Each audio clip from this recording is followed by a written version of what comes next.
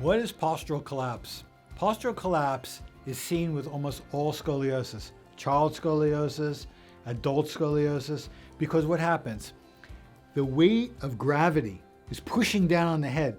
Think about it for a second. We live at the bottom of a 15-mile high column of air, and it has mass. It's pushing down on us all the time.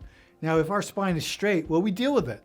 But if the spine has a scoliosis in it, and it's getting pushed down all the time, the posture of the body will drop a little bit, a little bit, a little bit. So we're going to see postural collapse in any kind of significant scoliosis. Obviously, in a child, it's going to be much less. In an older person, it can be quite devastating, where you see the person will come in and they'll say, look, up until 6 months ago, I was standing up pretty straight, but now my hip is way out to the side and I'm dropped down, and I take an x-ray of them. I can see their ribs are down into their pelvis because everything is dropped. Postural collapse is unfortunately a very common sequel to significant scoliosis.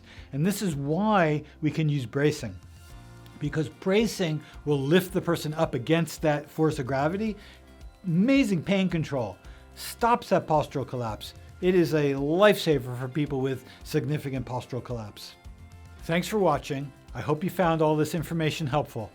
Please subscribe if you'd like to have more information about scoliosis, and don't forget to hit the bell. That'll alert you whenever we publish new information.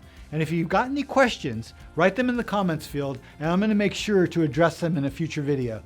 Thanks for watching.